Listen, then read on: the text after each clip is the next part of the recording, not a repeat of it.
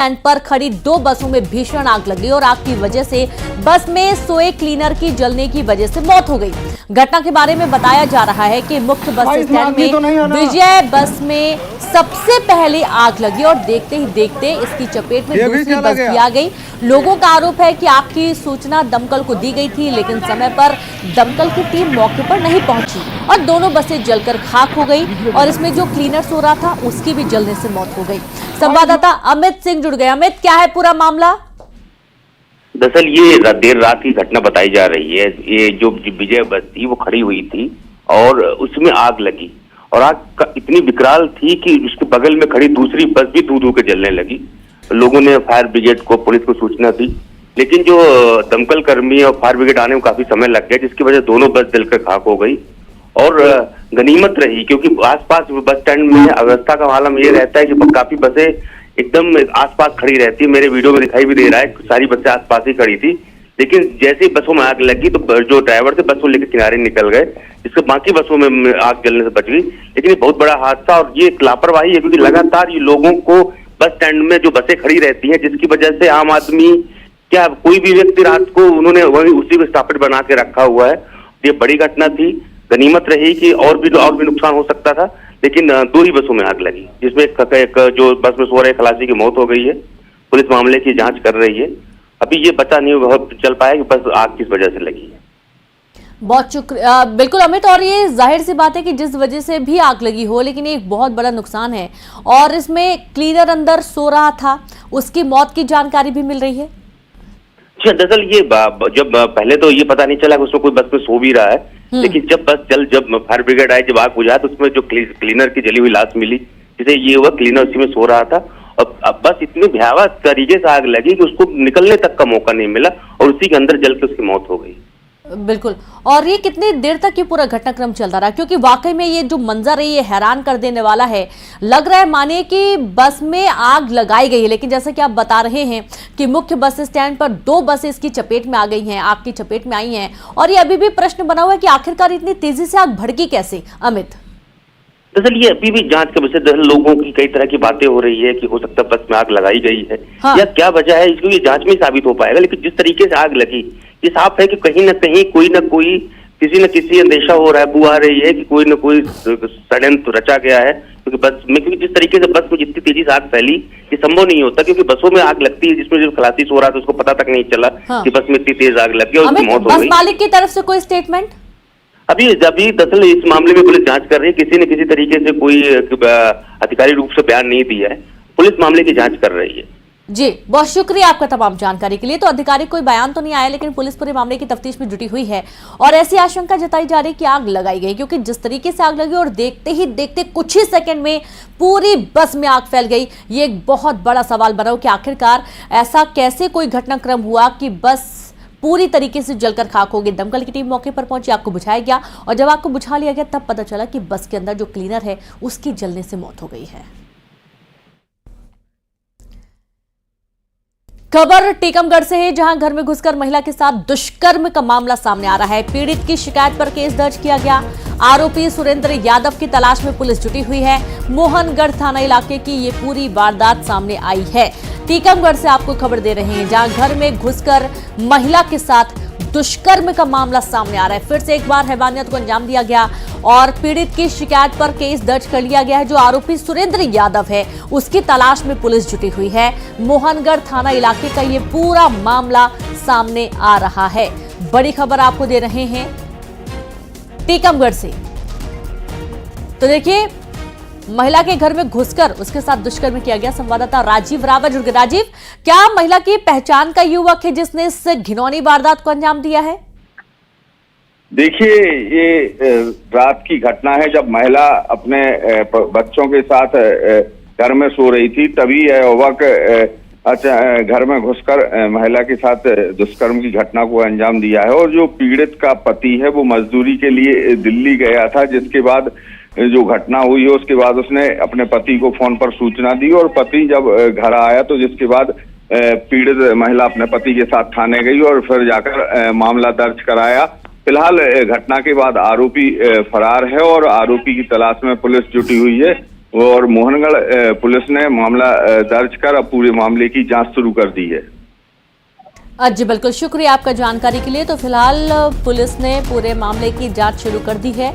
आरोपी जो सुरेंद्र यादव ये फरार बताया जा रहा है, जिसकी तलाश में पुलिस जुटी हुई है।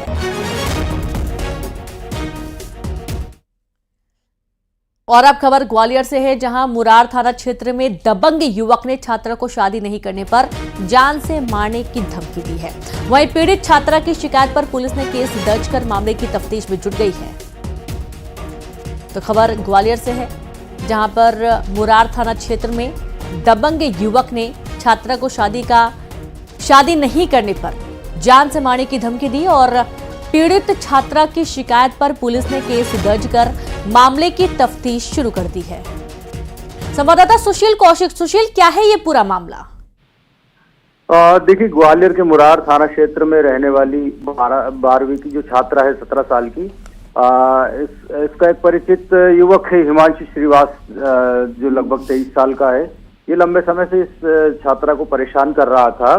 छात्रा ने उससे बात करना भी बंद कर दिया था, लेकिन वो लगातार परेशान कर रहा था। और उसके बाद अब छात्रा को उसने धमकी भी दी कि अगर उसने शादी नहीं की उससे तो फिर जान से मार देगा।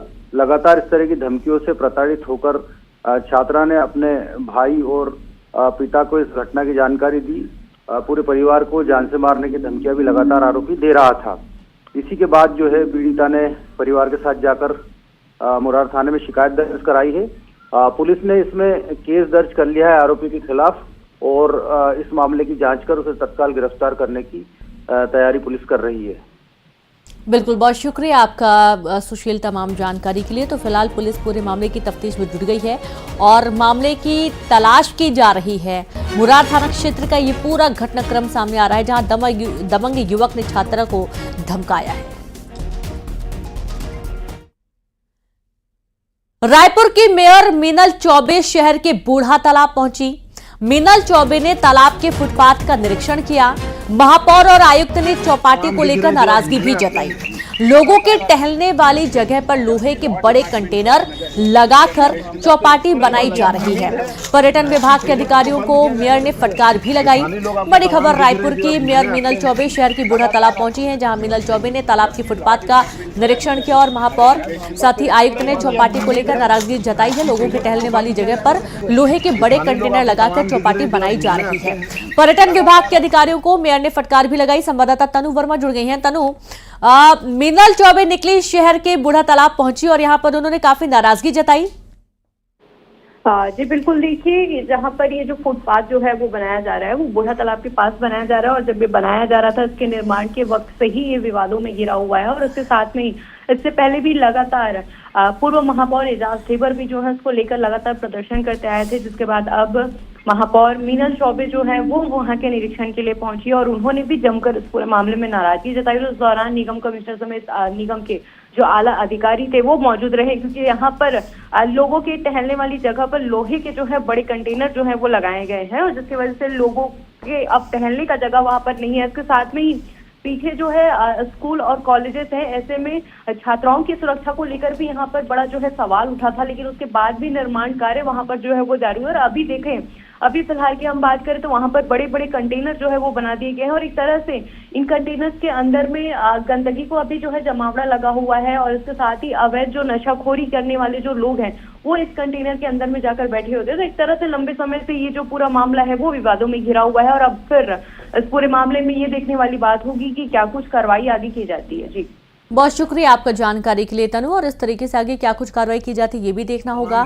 और बूढ़ा तालाब पहुंची थी मीनल चौबे, जहां पर उन्होंने फुटपाथ का निरीक्षण किया और यहां पर गंदगी देखकर काफी नाराजगी व्यक्त की। कोंडागांव जिले में फाइनेंसरों के चक्कर में युवा से लेकर किसान तक फंस रहे हैं। फाइनेंसर स्थानीय लोगों को ट्रैक्टर और ऑटो आसान किस्तों में देने का लालच देते हैं। एक दो किस्त में देरी होने पर फाइनेंसर अपने गुर्गों के जरिए वाहन छीन लेते हैं, फिर उस गाड़ी को फाइनेंसर दूसरे को बेच देते हैं। एक पीड़ित युवा ने बताया कि कम पैसे में फाइनेंस कंपनी ने सेकेंड हैंड ऑटो फाइनेंस किया था। कुछ किस्त बकाया होने पर कंपनी ने ऑटो छीन लिया। 1 साल बाद वसूली का नोटिस थमा दिया और ऑटो भी किसी दूसरे को बेच दिया। अब पीड़ित युवा कोर्ट के चक्कर लगा रहा है।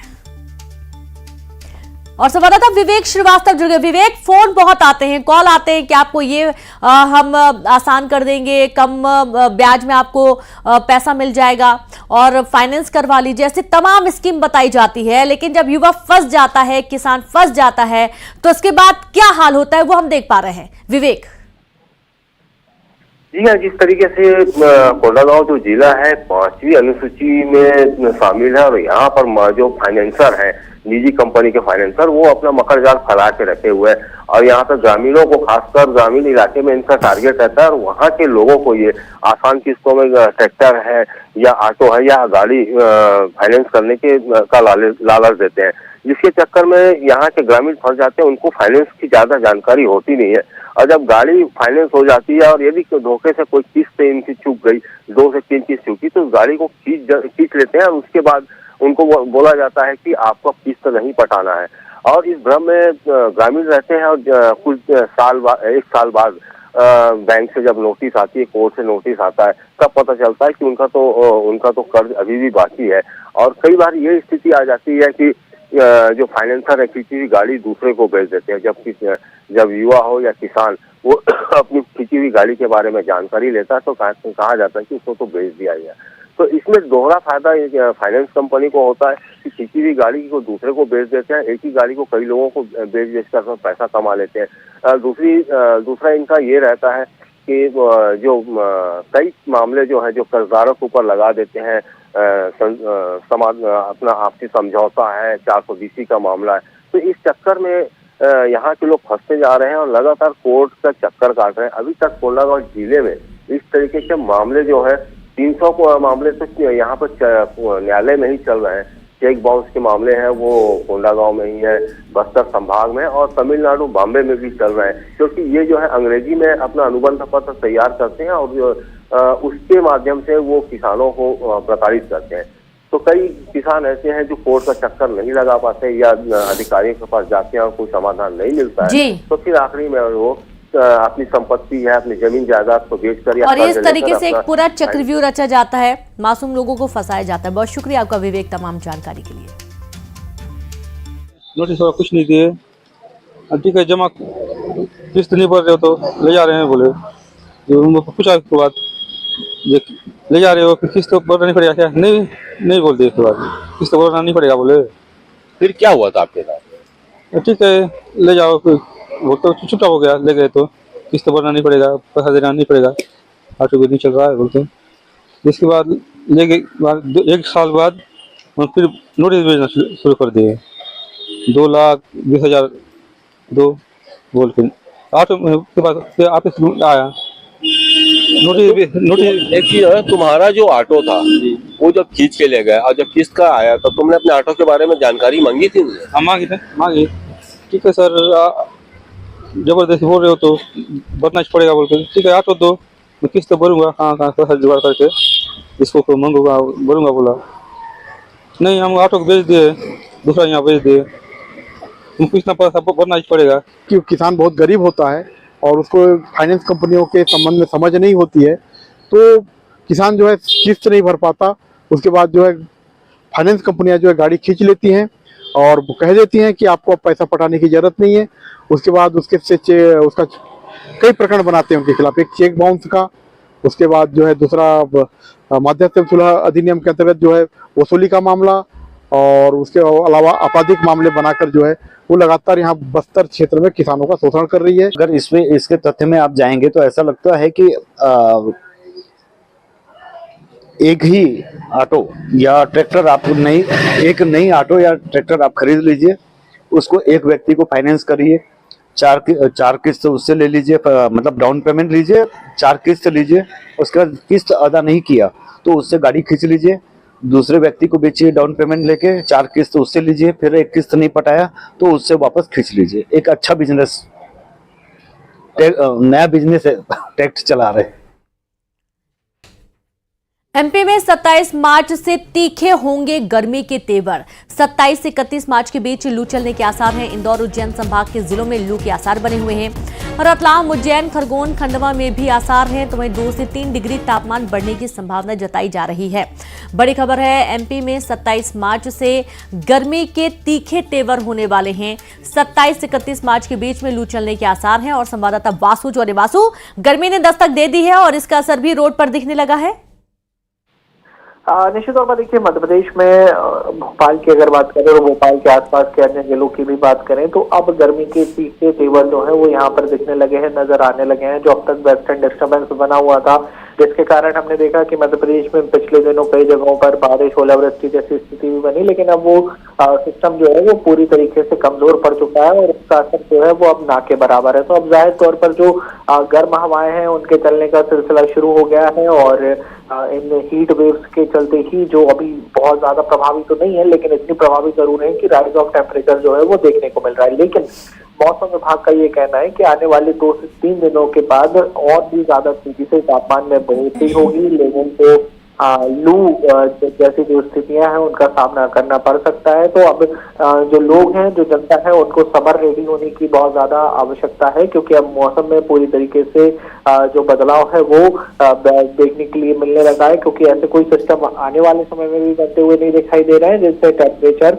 कम हो सके। और अब देखिए, मार्च का अंतिम दौर है महीने का, वो शुरू हो गया है और इसके बाद लगातार अप्रैल से आप देखेंगे कि तेजी से टेम्परेचर के ग्राफ में बढ़ोतरी होगी। मौसम वैज्ञानिकों का यह अनुमान है कि इस बार जो गर्मी का मौसम है वो थोड़ा सा लंबा भी कहीं ना कहीं चल सकता है। जी, बहुत शुक्रिया आपका वासु तमाम जानकारी के लिए। और इस तरीके से अब जो गर्मी है वो दस्तक देना शुरू कर चुकी है। जनसंभाग में लू के आसार भी बने हुए हैं। जबलपुर के माढ़ोताल थाना के तहत ओरिया गांव में बिजली बिल वसूलने गई बिजली कर्मियों की टीम के साथ बदसलूकी के मामले अब पुलिस ने मोर्चा संभाला है और आज बिजली विभाग की टीम एक बार फिर से गांव पहुंची और इस बार पुलिस बल भी उनके साथ मौजूद रहा। इस दौरान 3 दिन पहले बिजली विभाग की टीम के साथ बदसलूकी करने वाले उपभोक्ता भी घर पर ही मौजूद थे, जहां पुलिस के साथ दोबारा MPEB के अधिकारी पहुंचे। उपभोक्ताओं को फिर से बिल चुकाने के लिए कहा गया, लेकिन वे फिर से विवाद करने लगे, जिसके बाद पुलिस ने 4 लोगों को गिरफ्तार कर लिया।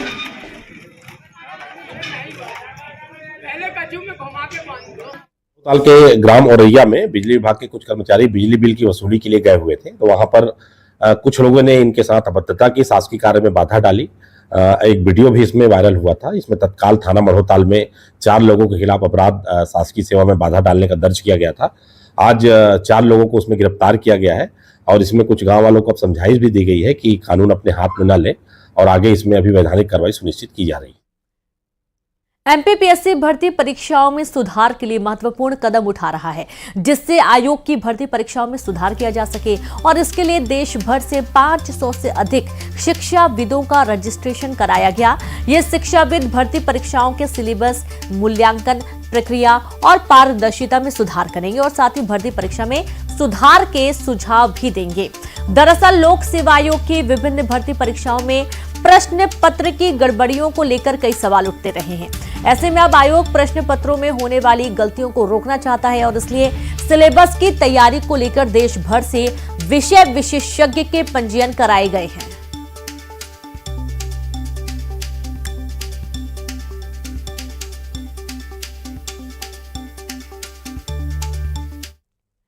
सीएम डॉक्टर मोहन यादव का आज 60वां जन्मदिन है। सीएम उज्जैन में आज अपना जन्मदिन मनाएंगे। वो कई कार्यक्रमों में शिरकत भी करेंगे। उज्जैन में 26 उद्योगों का लोकार्पण करेंगे। 22 उद्योगों का सीएम भूमि पूजन करने वाले हैं, जबकि 4 का लोकार्पण करेंगे और इसके बाद मुख्यमंत्री सेवाधाम आश्रम जाएंगे, जहां आश्रम में रहने वाले लोगों के साथ बर्थडे मनाएंगे।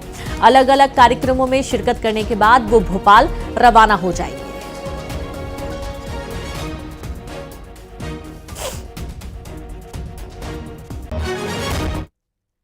आगर मालवा दौरे पर रहेंगे सीएम डॉक्टर मोहन यादव। गौ अभ्यारण्य में गायों के बीच मनाएंगे जन्मदिन, जहां गौ कथा का उपसंहार कार्यक्रम का भी शुभारंभ करेंगे। भूसा भंडारण गृह का लोकार्पण करेंगे सीएम। स्टॉल प्रदर्शनी का भी अवलोकन किया जाएगा। खबर आगरमालवा से है, जहां आगरमालवा दौरे पर रहेंगे सीएम डॉक्टर मोहन यादव और इस दौरान गौ अभ्यारण्य में गायों के बीच जन्मदिन मनाने वाले हैं।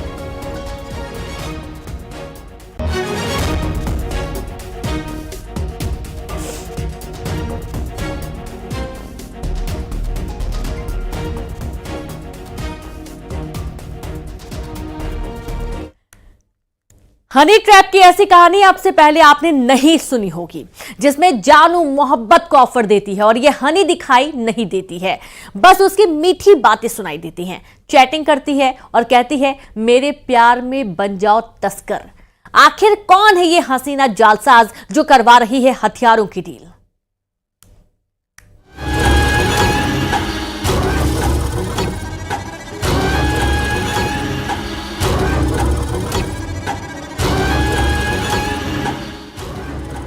कौन है वो जो दिखाई नहीं देती?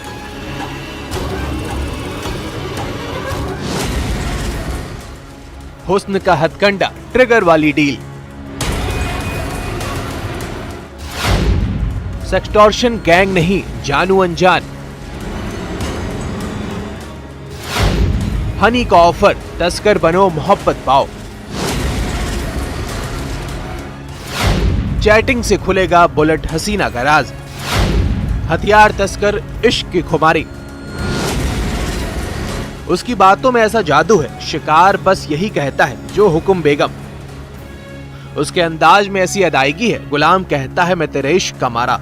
अपने आप में हैरान करने वाला हनी ट्रैप, जिसमें ना तो वीडियो बनाकर रुपए ऐंठे जा रहे हैं, ना ही बदनामी का डर दिखाया जा रहा है। बस वो अनजान लड़कियों से दोस्ती करती है, सोशल मीडिया पर फ्रेंड बनती है, फिर कहती है जानू मोहब्बत मिलेगी, मनी भी पाओगे, बस एक काम और समझो मैं तुम्हारी हो गई। अपने आप में हनी ट्रैप की अजीबोगरीब कहानी है ये, जिसमें हनी दिखाई नहीं देती, उसकी डीपी दिखाई देती है, चैटिंग होती है और सुनाया जाता है फरमान। इस आरोपी ने ऐसा ही खुलासा किया है। हाँ, एक बड़ा इंटरेस्टिंग मामला आया है, जिसमें कि इसके द्वारा बताया गया, सोशल मीडिया के माध्यम से बताया गया है कि इन्हें ये बोला गया था कि मोहब्बत के अलावा जो है आपको जो है बेसिकली जो है पैसे वगैरह सभी चीज मिलेंगे। तो the point was very interesting और इसके कारण जो है ये अलीज करे, आरोपी बोल रहा है कि साहब मुझे तो हनी ट्रैप किया गया और इसके बाद से जो है मुझे कुरियर के तौर पे यूज किया गया है। आरोपी है सज्जन मेघवाल, राजस्थान का रहने वाला है। रतलाम पुलिस ने इसे 4 पिस्टल के साथ पकड़ा, जिसने हथियार तस्करी के पीछे सुनाई हनी ट्रैप की कहानी। दरअसल और चलिए अब देखेंगे 20 बड़ी खबरें तेज अंदाज में।